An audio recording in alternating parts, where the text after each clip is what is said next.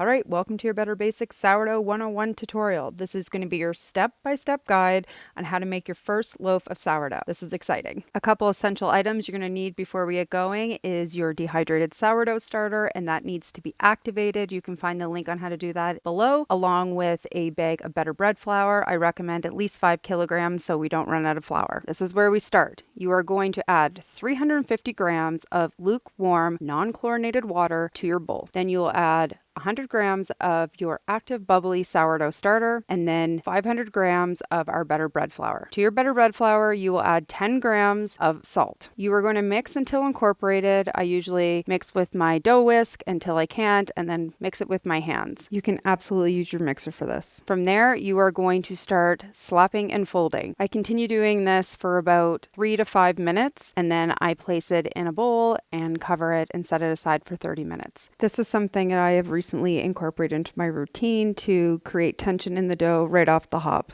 When I come back to it, I'm going to start performing my stretch and folds. I just go counterclockwise, pulling up a side and pulling it back down, up and down until I did all the sides, and then I roll it over, and then I just kind of smooth it over with my hand, creating tension, and then cover back up. And I repeat this step 3 times. Here you'll see I'm checking the temperature of my dough. My dough is a little chilly here. I want to try and get it between 74 and 76 degrees. There's a whole science behind that, and that is a chart that I can share. It really does help with perfecting your proofing time. That is for another video, but I can link the chart below.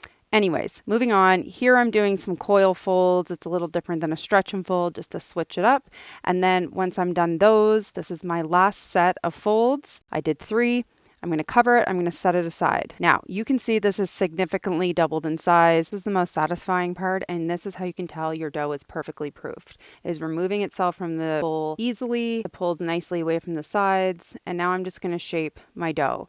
There is 1,000 ways to shape a dough. Don't overthink it. This is how I do it. It's a simple shaping technique. I just roll it up and I remove some of the bubbles as I see them and just try and roll it up nice and tight and then place it into my banneton basket.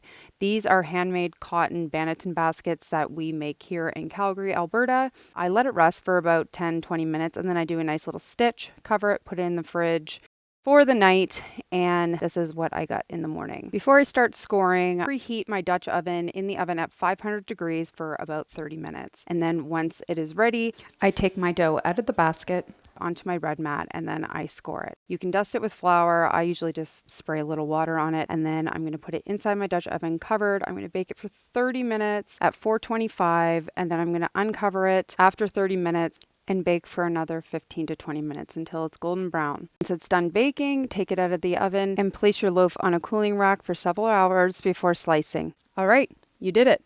Now it's time to enjoy a little sourdough ASMR.